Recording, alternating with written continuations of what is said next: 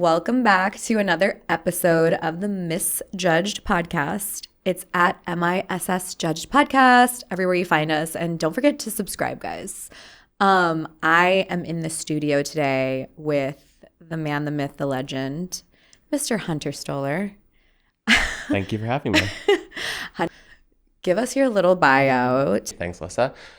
What I would say is I grew up on Long Island. I went to college in Michigan, and now I'm back in the city. And I lost 50 pounds my senior year of college. And that came with, healing my skin, healing my gut, and just feeling better overall and just feeling like a better person. And when you're a better person, you could be a better person to everyone else. I lost 50 pounds. I maintained it for 6 years now, which is crazy to think about. Every single time I do a podcast, I need to reevaluate how long it's been.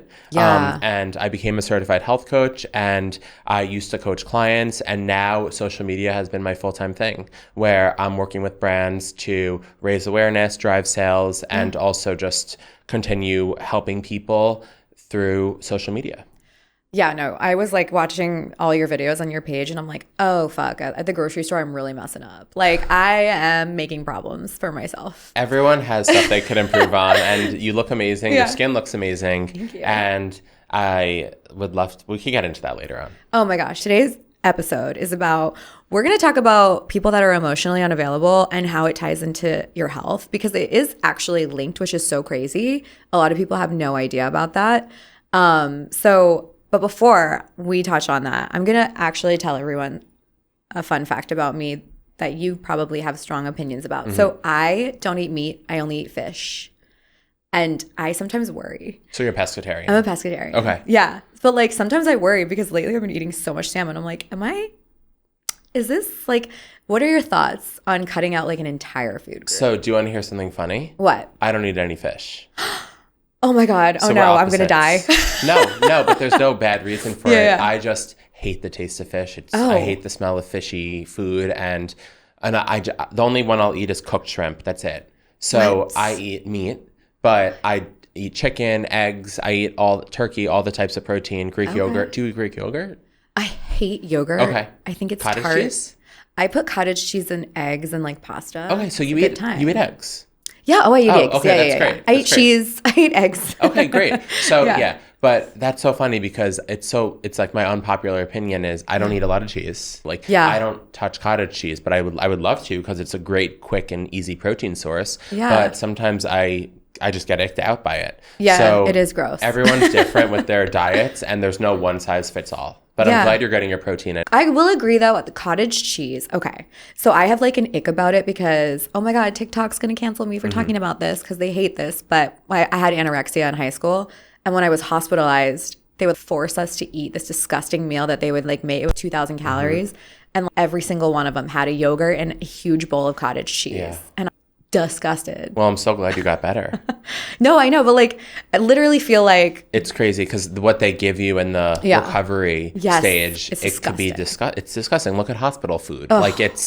It's why are they giving you Cheerios when you should be healing from surgery or whatever it is? I can't even look at a Boost protein shake to this day. It's disgusting. And you can't look at it for different reasons than I can't look at it. I can't look at it because of the ingredients. And it's crazy. It's just a blend of everything you don't want. And then they add in some gross protein. It's horrible. Shout out to that hospital. It got shut down, guys. Oh, great. It was actually torture. Oh, God. Oh, my God. Yeah, we did a whole episode about it. And it did not, TikTok really does not like that episode because they are oh, you're talking about eating disorders. I'm I'm talking about helping people with eating disorders. Yeah. But whatever. Yeah. Okay, so now we have your background. And I want to get into the weight loss for you because I'm sure that changed your dating life too. It changed everything for me. Oh, you're a new person after 50 pounds. 100%. Like I was saying, not only do I feel more confident and I feel more, just better in my body every day because even when you eat too much or you just eat something that you overeat the day before, you wake up feeling like crap, for the most part. I'm sure everyone's been there. Or when you drink too much. Yeah. You wake up, you're hungover. It's the similar thing. You're in a food coma, food hangover, whatever you want to call it. Yeah. And you just feel like such a better person. Yeah. And that affects how you talk to anyone, whether it's dating, a friend, a family member, anyone, a stranger, like you're a better person overall, which is why health is intertwined with everything. Yeah. You know, whether it's a dating relationship, a marriage, or how hard you work at your job. Like when you feel better, you perform better in every aspect of your life. Yeah. So we did an episode with a sleep recovery expert about like how being cranky as fuck and not sleeping really actually negatively affects the relationship. So yeah, this is like definitely tied in. And so, all right, have you ever dated anybody that was emotionally unavailable? And like, if you don't, I can describe it to you. Describe it. Okay, guys. Emotional unavailability has been absolutely bastardized on the internet, and everyone thinks that someone who doesn't like them is emotionally unavailable. Yeah, I feel like people could interpret that term as a zillion different things. So emotional unavailability is when people want the perks of closeness without intimacy. So what that looks like is, okay, guys, I'm going to just break it down because a lot of people think that someone who just doesn't like them is emotionally unavailable. So what it looks like is they avoid vulnerability. They keep conversations kind of surface level. Like if you're like, where is this going? They kind of shut down. They can't really speak to like a future with you. They struggle to express feelings. Like if there's any type of light conflict, they will like try to leave. Yeah. They will not try to solve it. They're like, oh, this is like dramatic. And they just like leave. They're inconsistent, like hot and cold with their behaviors. Like one day they're blowing you up. Yep. And then they're just ghosting out. So yeah. Okay, yeah. So this is the true definition of this is the true definition of emotional unavailability. That's kind of what I thought. But you go on TikTok or anything and it's, like you said, blown out of proportion. Totally blown out of proportion. Yeah. Some people just don't like you. Yeah. And I feel like that's kind of like a cover-up now. It is a cover-up. Everyone wants to diagnose everyone. Yeah. But like a true emotionally unavailable person will actually really mess with you if you're like a secure person. I love what you just said. Everyone wants to diagnose everyone. Like sometimes things just don't work out.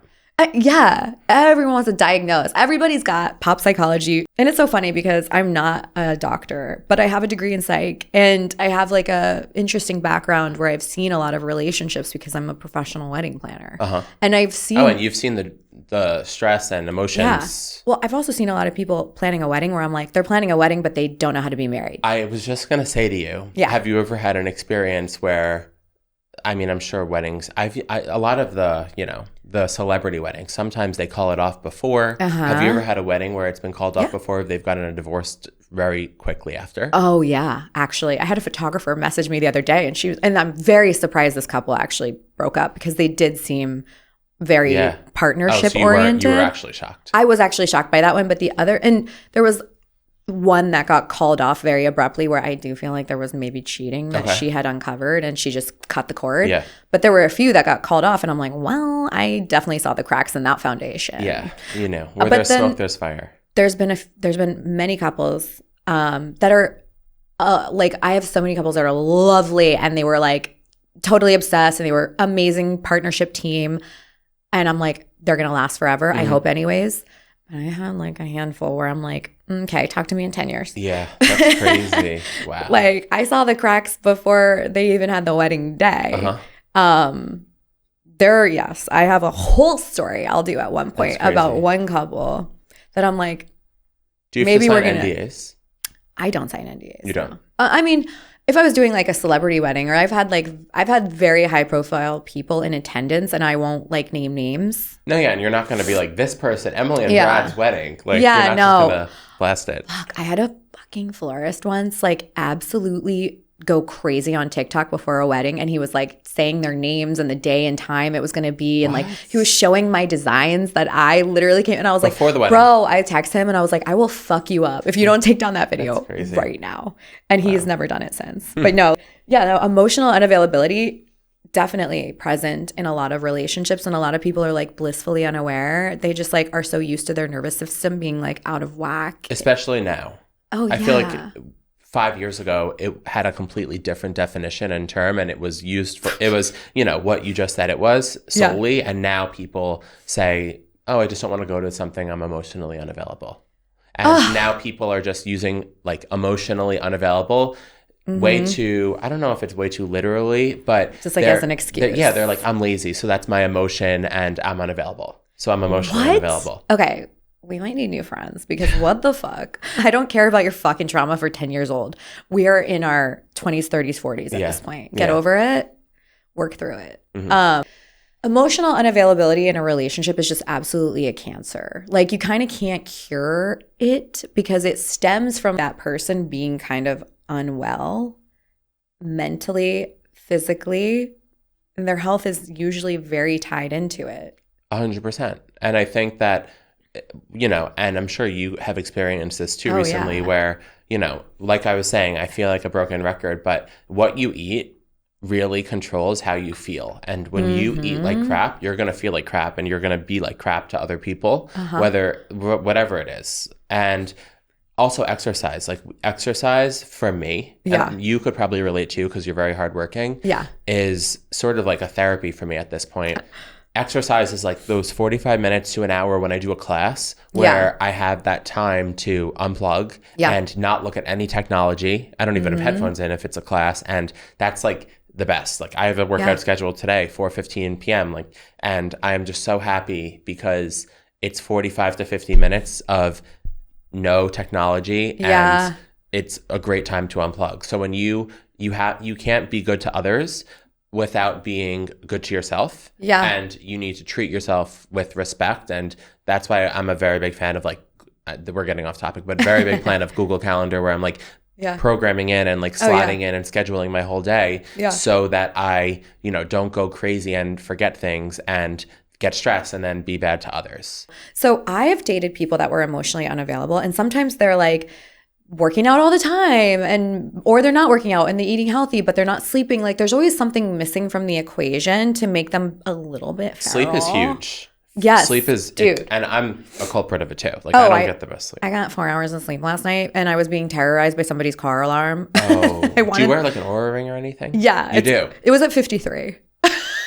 No, when I did the sleep episode, he roasted the shit out of me because I was like, he's like, you should get 8 to 9 hours. Like, so I get a soft 6, like all the time. Yeah, you get 8 to 9 hours when you combine 2 hours, 2 days together. Well, like, truthfully, I would have gotten at least 7 hours, but I was being terrorized by a car alarm for 3 hours.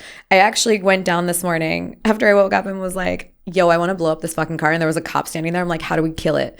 How do we blow it up? And he was like, it's just going off. I'm like, no, dude, it's been going off since 6:41 a.m. Terrible. That's horrible. When I have been with people that are emotionally unavailable, I have so many stories, by the way. I'm sure we'll get into the stories because I'm sure you have a few. But like, there's always been something missing from the equation. And by the way, I've also been that person, and I was absolutely unwell. So like, a good example of me is after I was anorexic. So I was really young, right? But when I started getting out of the hospital, I gained a shit ton of weight because my appendix burst, and they were like, we can't operate because you're so thin. So you have to put on weight or you're going to die. So I was like, oh, so I did the thing where I was like secretly eating candy and like secretly eating really bad stuff. Yeah. So I ended up getting fat, and then I had to like slim down. But I was in a relationship, and I was young. I was in high school, and I was just like not feeling myself. Yeah. And I just couldn't be like a good girlfriend. Okay. I was just insecure. I had no clothes. When you're struggling with your body and you have you're no changing clothes, body size all the time. Yes. Like, you get very stressed and you're not confident. Yeah. You don't even know what you look like sometimes. Literally. I was just a mess. Like, I'm just like insecure and crying and like. So how did you get to a point where you felt so much more confident? How long did that take? And when you felt like you were at a healthy body weight, and how did that affect how you felt? Well, so when I was in college, so when I was on my own, I'm like, okay, I had to sort out like working out on my own and like making my own schedule and doing all the things. And I really got into a good pattern, and I slimmed down pretty quickly. So like, everyone else went to college and they put on weight. Yeah. And I ended up. Freshman 15. Yeah, I lost the freshman 15. Yeah. I got into really good shape. Mm-hmm. And I was making really healthy decisions. Like, I didn't drink as much as I drink now. And I would come back from a night out and I'd make like a salad. My friends would be like drunk eating pizza. Oh, God. Yeah. But like, we all had that stage. Yeah. I mean, I was drinking Everclear. Oh. But I was putting V8 Splash in, guys, to get my vegetables. That's how I was that's where my mind was. That was your balance. That's my balance. Killed my vision. Yeah. But yeah. Drinking also affects a lot. No, it does. Relationships. Oh, 1,000 will... Drinking, you know. Yeah. You cannot. Not only do people make mistakes when, obviously, I'm preaching to the choir. Like, not only do people make mistakes when they're drunk, text people when they shouldn't, call people when they shouldn't, act in person, and people get aggressive too. Oh, very aggressive. I can't stand a mean drunk, and I've talked about this in a few episodes, but I've dated 2 back-to-back alcoholics, and one of them was nice and unproblematic, so it was like hard for me to be like, is there a problem? And then another one was like abusive as fuck, and I was like, is alcohol bad, or am I just like sensitive? And it's bad. Obviously bad for that, but also like in terms of your health, like obviously it's not good for you. I think that there could, like, I haven't had a drink in like a year and a half. I'm not saying I never will again. It's just right now I haven't. When I was 50 pounds heavier, 230 pounds. I can't even imagine that. Everyone says that, and then I show people pictures of me when I was 50 pounds heavier, and they're like, you didn't look bad. I'm like, are you crazy? Like, when you see pictures of you when you said you were heavier. Oh, it was in my face. Yeah, and some people could be like, oh, but you looked fine. Like, you're like, I want to slap you across the face. Okay, no, I couldn't wear jeans. Like, I was like literally living a life of stretchy pants after wearing the tiniest clothes ever. It was like a mind fuck. It is. So, I mean, I understand, like, and you're like not trying to date people. You feel like upset. You're like always beating yourself up. And then you get into these almost OCD rituals where you're like, I know I need to be making better decisions, but I'm going to eat this. Yeah. And then after I eat this, tomorrow's a new day. And not even that. Going back to alcohol quickly. I remember, like, I would have pre-games at my house, like my family's home. We love a pre-game, guys. And I would have to have 12 or 13 shots of vodka to feel something, because I was so, my tolerance was so high. And then not only that being like 1,300 calories, but Jesus. Also, is it 1,300? Like 100 a shot. Yeah. Guys. And they were probably pretty big shots. But then I would eat so much more after, and it would be like a 5,000 calorie night. Oh, yeah. And I wonder why I felt the way I did. Oh, yeah. I mean, I was more emotionally together after I lost the weight, and I was like doing my thing in college. And I feel like I regressed when I came to New York because I got out of those healthy patterns because I was broke as hell. So like, can't afford the gym. I've been here for 16 years. Oh, that's a long time. I felt like you made it seem like it was just a year or two. You're like, when I came to New York. Oh, no, when I came to New York, literally on the Mayflower. Wow. When I came to New York, I was broke. So, like, you can't have the same patterns when you have no money and you're in this expensive city. I couldn't belong to a gym. So, I regressed. And I was like, and then also, guys, I was like dating on the apps, and the apps had just come out. And I learned really quickly that people were not just exclusive with you if they go on a date with you, which I had no idea how this worked. Yeah. And it really fucked me up. Yeah. Like I was so sweet and innocent, and then I almost regressed for like 3 years, and then I became like a menace to society. So when you date someone that's emotionally unavailable, like there's a lot, you guys, there's a huge correlation to people that are emotionally unavailable and depression. So it's not 100% linked, but when I think about everyone that I've dated that was like that, and myself, like I definitely was a little depressed, suffering from a lack of a secure attachment. Like you're kind of struggling with who you are and what you want. And when I have coached so many clients, and when your health when you're focusing on it, you are a better person to everyone. And I've helped probably 250 men and women with weight loss or just weight gain for some people, or just developing a healthier relationship with food. And one of the biggest things that I've noticed is so many of them, I've helped people who are in high school, sometimes middle school, all the way to 85-year-olds. So it's like every different age group all over the US. And one thing I've realized is so many people, when they try to better themselves, there are people, whether it's their partner or a best friend, anyone who tries to belittle them. And like you were saying, like how people, when you were heavier, people would be like, oh no, you look fine. And you're like, no, I do not feel fine, I hate when people lie to me. And but it's like, I was kind of treated like a therapist instead of a health coach, but that's when I made the connection that your health is everything, because obviously therapists help with everything, especially relationships. But I went into being a health coach thinking that I was only going to help with nutrition and exercise. And then I realized how it took a turn. And that's when I realized it was like a lot for me, because I'm not a therapist. No, so actually there is a 44% variance in depressive symptoms, and depression and relationship problems are very tightly linked. So I think because we're all very influenced by the people around us. That's why it's like if you have horrible friends, like you're gonna actually just bleed that into your life. Think about it. Like I saw this chart once that was actually so insanely mind-blowing because I'd never sat and thought about it. And it was like, the line for your family, you start high and then it goes down to nothing. Your friends, it starts high and then it goes down to nothing. And it was like your partner and it starts low and it's literally your entire life. I know exactly what you're talking about. So I was just going to say, all of these, inspirational, motivational and charts, those infographics on Instagram and everywhere you see them online, I used to scroll past them and think that they were so irrelevant. Now they're like my favorite Instagram posts because they're full of so much knowledge and they're so real. They're so true. You're going to spend a huge majority of your life with your friends and your partner. Yeah. And if it's not somebody who is making you feel safe and being honest with you, and like I was in a relationship where, and this is kind of fucked up, he was kind of on a journey to get swole. Like he wanted to get buff. Okay. And so in order to do that as a man, you have to eat more food. So there is a period where you are a little bit maybe like bigger than you would like. Bulking. Yeah. And then you got to tighten it up, right? So he was in that phase and he was all, oh, I feel, and I was like, you look great. And he was like, no, look at this. And he was like, you need to be honest with me. And I was like, well, is there something about me that, and he pointed to that and I was like, bitch, are we gonna fight? I was so offended and I just was like, wow, my partner is just looking at my flaws all the time. That's crazy. Yeah, and then I started to really pick him apart in my head after that, which obviously was like, nothing could be the same after that. Yeah. That's horrible. Like the demise of the relationship was shortly after.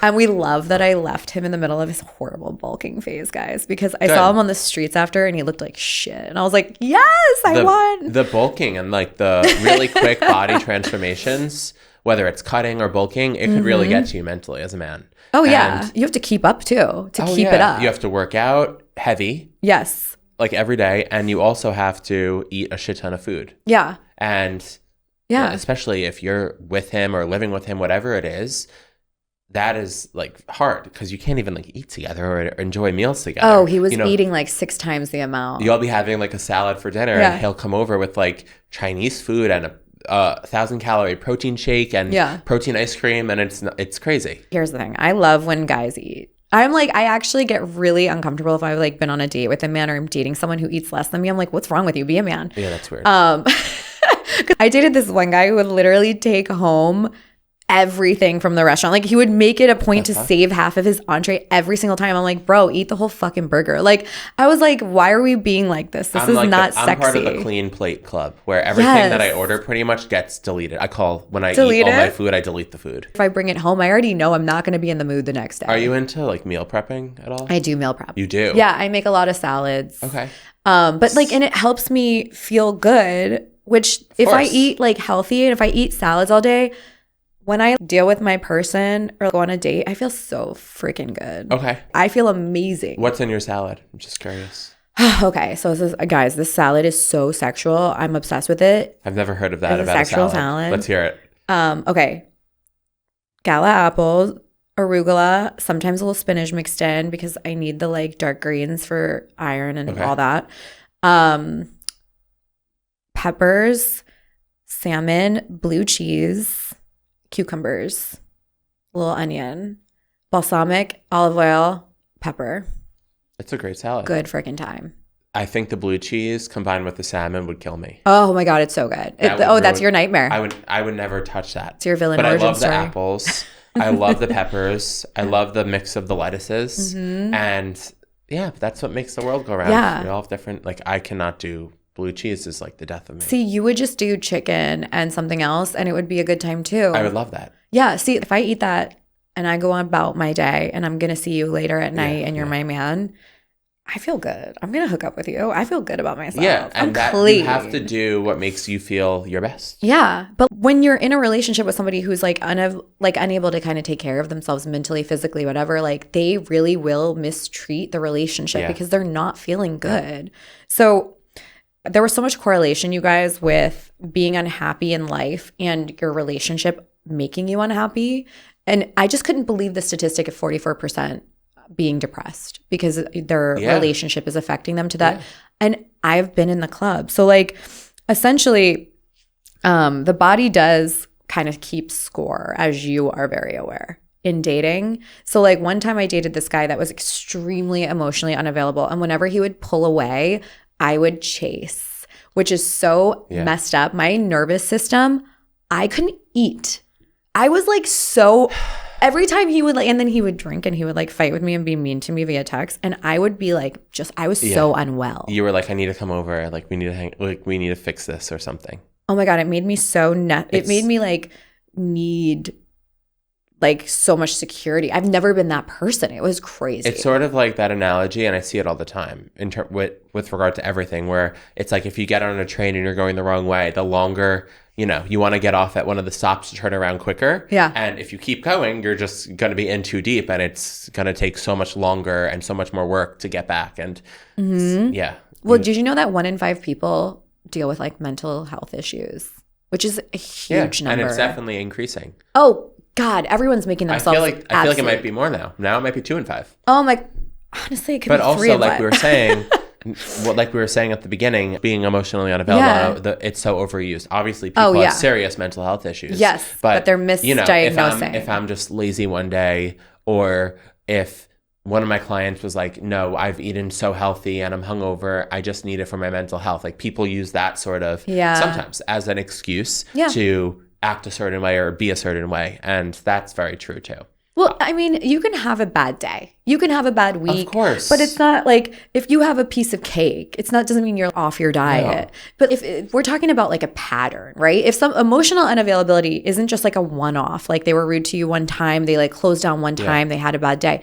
It's like a consistent pattern of hot and cold and running away from feelings perpetually. It's a pattern. And this is the problem. People are not aware of actual mental health issues only appear in patterns. It's not like one-off incidents. It's like a long period. That's a great way to put it. Yeah. It's not like I'm not up for it. I need to stay home from work for my mental health. Yeah. It's a pattern. Yeah, somebody's perpetually like staying home. Being depressed or being severely anxious, whatever it is, like that's when it becomes a real issue. I've had so many friends where they have a pattern of, let's just use this as an example, because you guys know I hate a late person. Okay, so pattern of lateness, all right? They're just late. A pattern of flakiness, that person is flaky. Yeah. A pattern of uber anxiety. Like I've dealt with friends, clients, family members with severe anxiety issues. How awful is it when people are so late and they don't care? I say, being early is on time and being on time is semi-late. Well, it's a pattern of disrespect, number one. And number two, I've said this before, you have the time forgiveness of a restaurant reservation with me, you get 15 minutes. Okay. And then I'm pissed at you. Yeah. And I have so many friends, love you guys, shout, where they know I will fuck with them. I will lie about the time. And like sometimes I'll tell them the exact time to keep them on their toes. Yeah. And then sometimes I'll be like an hour, and because I know they're that late. Yeah. I hate when people are late every time, and it's the biggest like sign of disrespect that you could give someone, in my opinion. Well, I'm not going to say it's mental illness, but I definitely think it's a disrespect. But one of the stats with the mental illness is 23% of people had mental illness of some sort, and 8% of U.S. adults had a major depressive episode. Wow.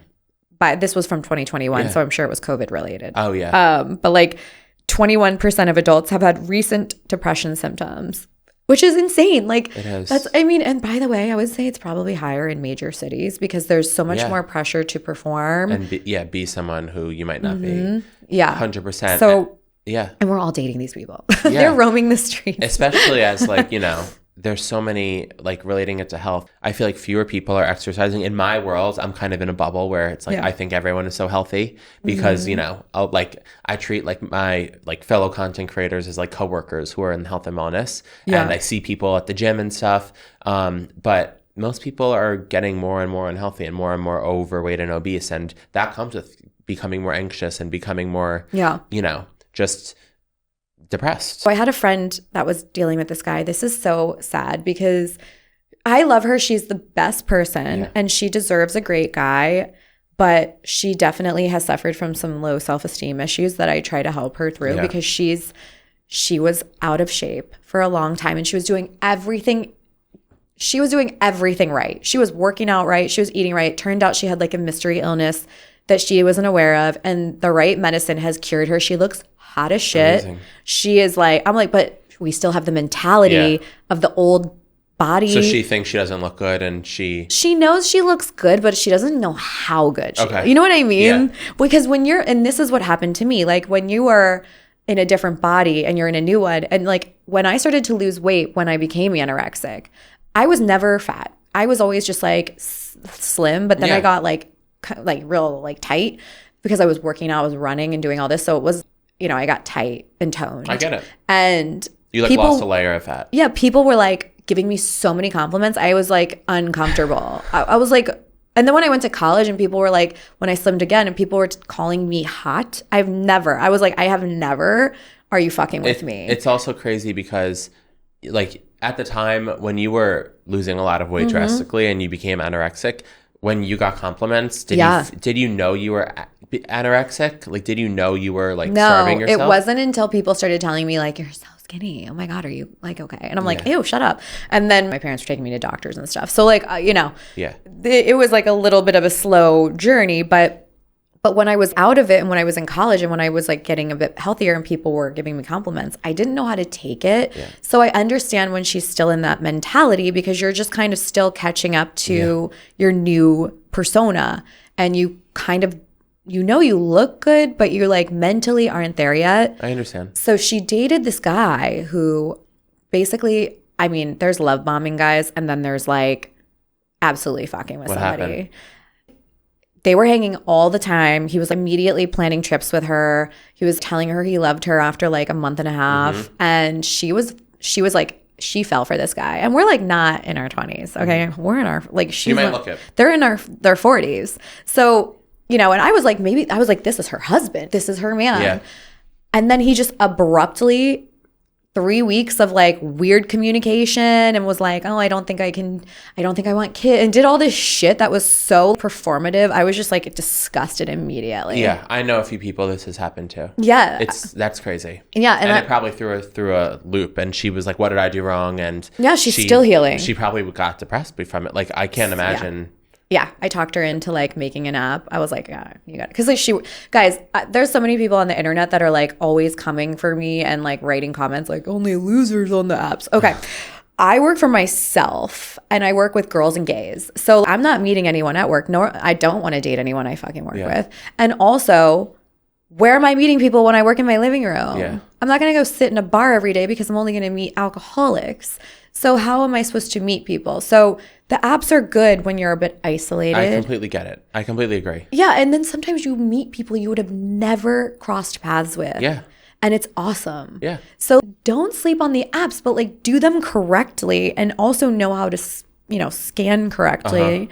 Don't, find the emotionally unavailable ones. And this is how you can tell. If they're trying to have a date with you every day of the damn week in the first week, that's weird. Yeah. Like, make yourself unavailable. Don't just be there. So, yeah. So she got absolutely, like this guy just wrecked her because he turned it off so quick. Like, the second that it started to get to this point where it was getting real, he pulled back, shut down, and ghosted, basically. Wow. And she is still healing from it. And I'm like, how long ago was that? Oh, this was probably like 3 months ago, and she's still not good. I promise you this man is in a relationship already. I promise. Wow. He's definitely talking to people. So, and she's all over here like holding the bag. I'm like, no, we're going to get back in the game because it wasn't that long, but it was enough to really mess with her. Yeah, that's terrible. Horrible. That's horrible. And that could turn into like a mental health issue. Exactly. Yeah. So like this where you spiral and become depressed and don't want to leave your bed. So emotional unavailability. Unavailability. A lot of tongue twisters. It is, yeah. Yeah. It is actually, I would say, contagious. And here's why. Because anytime I have dated somebody who is emotionally unavailable and I'm with them for too long and we're doing this horrible pattern of me chasing after them and trying to get them to break down their walls, which, by the way, guys, like never happens. Like, they've got to sort it out. They will eventually change if they want to, but they're not going to do it just because you ask them to. It is fucking contagious because the next time I was in a relationship, I found myself, if someone liked me too much, pulling back. Like, oh, this is too easy. So you learned. in a bad way. Yeah. It regresses you. Yeah. So it can be contagious if you stick in it too long. And then it can also do what it's done to my friend. I keep hitting this microphone. It can also do what it did to my friend, where it makes you're passionate, so you're like, yeah, I'm Italian. I speak with my hands, yeah. but it can make you shut down. That's so funny you say that. I always get comments being like, you're like, in my videos, I'll always be like using my hands, and people are like, you use your hands to speak. Yeah, but like the emotional unavailability is like contagious. Yeah. If you're in a relationship. So if you ever find yourself in a relationship with somebody who's going hot and cold, you're going to know now, because you're going to be like, oh, I got to cut this. And another thing, just from my experience working with clients, like I've helped a lot of women who they have been killing it. They've been losing weight. They've been feeling better, because, you know, as you get to a healthier weight, you feel better. Yeah.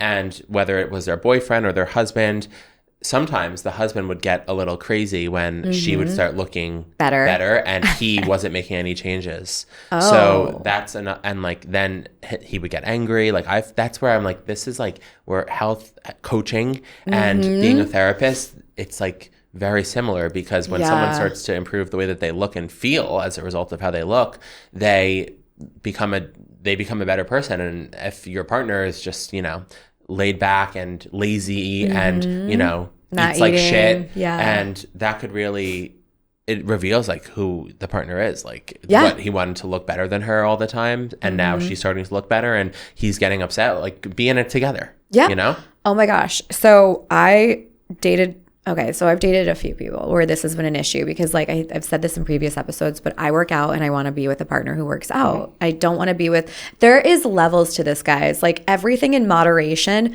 I don't want to date somebody who literally lives at the gym counting macros 24/7. We got to revolve everything around their food time. Like, okay. You just want a healthy relationship with the gym. Yes. Healthy relationship with the gym and food. Like, let's occasionally go out and eat and have like pasta. Yeah. And it's not every day. Yeah. But like I've been with people who are on one end where they're like so judgmental, like, you're gonna eat that carb, and like they're living in the gym. And then I've also been with the guy who's like eating pizza for every meal. I'm like going to the gym and they're like waving to me bye, like they're not coming with me. Yeah. So yeah, I definitely think it hurts a relationship, and especially if they're also already making your nervous system unregulated because they're being hot and cold. It's all around bad. But like I have seen so many situations where either the man or the woman in the relationship is having a glow up and getting hotter, and they've just decided to like change their life, and the other person is beating them down about it and trying to like sabotage almost. Yeah, that's honestly, I'm glad we both seen that happen before. Sabotage is real. It is. People want to sabotage others because they don't want people leveling up and them saying the same or downgrading. Oh my God, I had a whole conversation with a man the other day about how this is gonna really light people up on the internet. Why? This is a thing. I find this with straight men mostly. They will not always marry the most hot person that they've dated, and they could be the best person too. They could have an amazing personality. They could have everything together, but for some reason they're not settling down with that person. And I've had this conversation with a lot of men, and they're like, it comes with a level of insecurity they don't want to deal with sometimes, where the partner is very good looking and takes care of themselves to a point where it makes them insecure that they will be like always looked at by other people, and they're going to have to always worry if maybe someone could steal them away. That's crazy. I know. Isn't that so sad? Crazy. Like, I feel like you should just be very confident, and you should truly love each other, and pray that never is the case. And like, you never have to worry about that. If you're marrying someone, you should never worry that they're gonna, you know, cheat and, you know, like maybe they'll get hit on by someone else. That's not really in your control, but you should have full confidence in your partner that, you know, nothing's ever going to come from that. Well, like attractive people that are like, you know, together, they're taking care of themselves, or maybe their career, they have all the things on paper. Those people are single a lot. And people are always confused, like, why are you single? And it's like, well, they're single because some people view them as unattainable, number one. Number two, they don't have to settle. So they're not going to. If there's bad behavior, they're just going to walk. They don't have to put up with it. And number three, the insecurity that a lot of people will have, that like, oh my God, maybe this person is slightly out of my reach and I'm like with them, but I'm afraid that I'm going to lose them. So they sabotage. But yeah, like I've seen that a lot where somebody like has a glow up and the partner is like trying to like order, like, let's order pizza, and like trying to sabotage them all the time. It's fucking crazy. I've witnessed that dynamic in my I own see it with family. friends too. Like, yeah. I hate to say it, like, it happens. Oh yeah. It happens. And even with like peer pressure with alcohol, like some people just don't want to drink. Like, like you could still have fun and not drink. I see it all the time. And you have no idea, like the DMs that I get from people I've never met saying that like they have people who they consider the closest to them in their lives, and there is so much sabotaging going on. And I think this is something that people, like probably everyone who's trying to better themselves experiences in one way or another. And people don't realize how big of an impact this is having on so many people in society, where like, you know, people think it might just be them that's getting sabotaged, but they don't think about the hundreds of millions of other people that are doing this. And it's just like the toxic side of people coming out, and it's horrible. I get DMs, people being like, even sometimes just like parents, it's horrible. It's horrible. I mean, I could do a whole episode, but like, honestly, I've seen it in the family dynamic. I've seen it with friends. I've seen it in relationships. It really can spread to everything. And like also the emotional unavailability, that can also be present in your family relationships, in your friendships.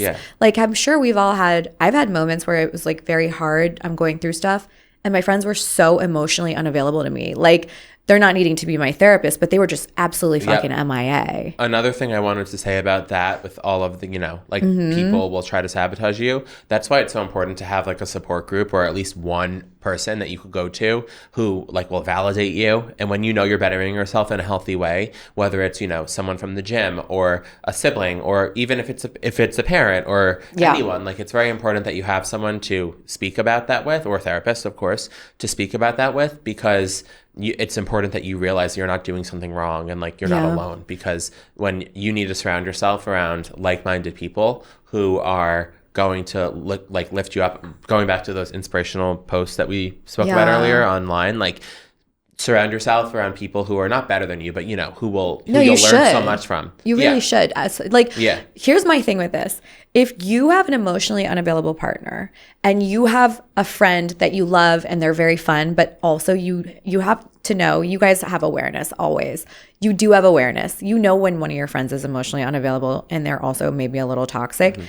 I've had people give me unsolicited advice all the time, and I have the wherewithal to sit there and I'm always looking at the source. You know what I mean? Like I love my friends, but sometimes I wouldn't date some of them. Don't take advice from someone you wouldn't want to trade places with or something. Yeah. So like, but I see this a lot where people I think are a little unaware of sometimes like their friends giving them advice. And I'm like, you need to look at that scenario, because you shouldn't take advice on this matter from this person. Yes, very important. Because just always think about that, guys. Like, because I've had friends that I've loved dearly and I'm like, they're good friends to me in certain ways, but in relationship, I would never get advice from them because they are toxic as hell in relationships. And you got to always read the source. I love that you say that. That's really important, especially in this episode, to say. Yeah. Because would you hire, it's just truth, like most people wouldn't hire a fitness trainer at the gym who's 400 pounds and overweight and is eating donuts all day, you know? So it's really important that like doesn't have to always be with hiring, but taking advice from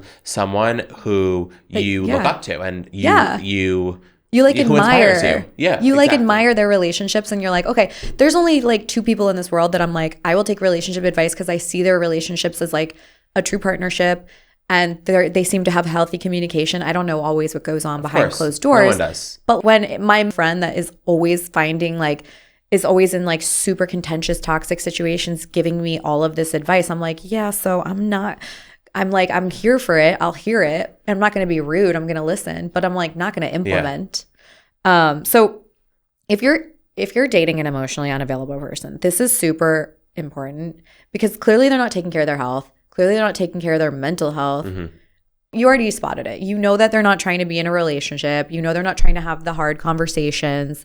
You know that they're having this pattern of hot and cold, and like they're always shutting down when they can't emotionally deal, which is so frustrating. Like, talk to me. And they're like doing anything but. So you have to stop trying to date their representative. Because the person that you have in your head about who you want them to be, that person doesn't fucking exist. We're trying to make people into this potential that they just are never going to hit. You need to like identify the patterns and you need to just like walk away. There's just no fixing that person. Yeah. At least not in this Valid relationship. points. Everything you said, I agree.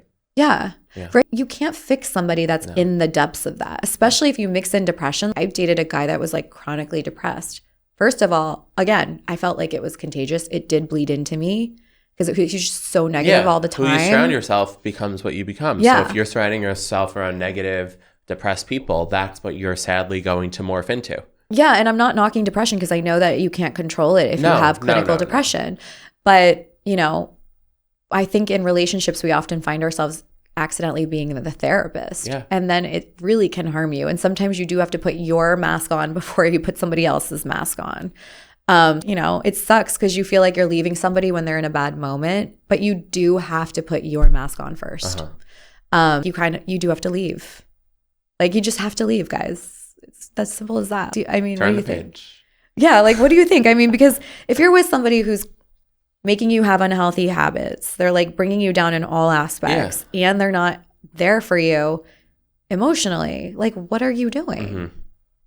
I'm seeing a lot of people talking about this, and I feel like it's becoming much more mainstream and normalized, where people are saying, you know, any relationship, like, obviously when you're dealing with a mental health illness or crisis, like, and they're like a very good friend, like, that doesn't mean abandon them. But when you're surrounding yourself around such negative people every day, you have full potential to choose who you're surrounding yourself with. And you do not want to, I want to surround myself with very uplifting, positive, happy, strong people. And no one's happy and positive all day, every day. No. But for the most part, like, you want, again, your vibe attracts your tribe, and you are the sum of the 5 people you surround yourself with. So choose wisely. It's very important.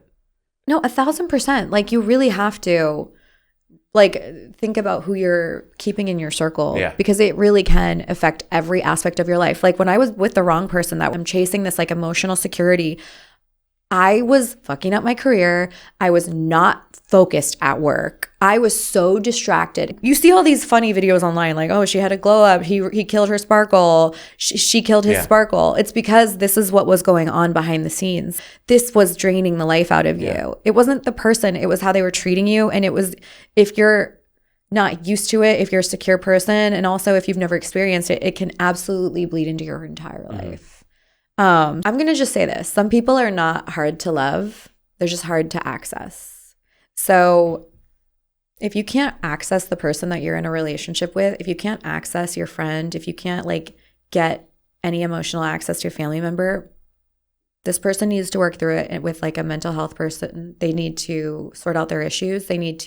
There's probably so much going on with their health. They're not probably sleeping. They might have some depression. They're probably not eating right. They're not taking care of themselves. Yeah. And there's a very big difference between, you know, a one-off occasion and the pattern, like you were saying, because if you're having a very busy week at work, it makes sense why you're, you know, less available. But if this is, you know, months on end, like, that's when it could, of course, become a very big issue. Yeah, if you're in a relationship with somebody and they're having like an insanely chaotic time at work, they're like getting audited, they're like dealing with an insane amount of stress and something crazy happened, that's not a pattern, guys. If this is a consistent pattern, this is a problem. Yeah. Get out, find an adult. Hunter, I'm so happy that you came. I know. I'm so happy that I did this. I love in-person podcasts, and you were so fun to talk to. Yeah. All right. So is there anything that you want to shout out before we go?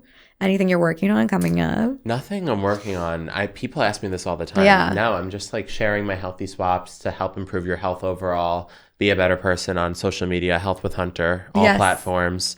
And that's it. Oh my gosh. All right, guys. Simple. I'm very easy. What's your handle? It's Health with Hunter. I love it. Yeah. All right, guys. Well, don't forget to like, subscribe, tell your friends, tell your enemies at MissJudged Podcast, everywhere you find us. And don't forget to subscribe to the Patreon and the YouTube membership, guys. It's fucking lit on there. And I get like feral with myself in the pod. Bye, guys.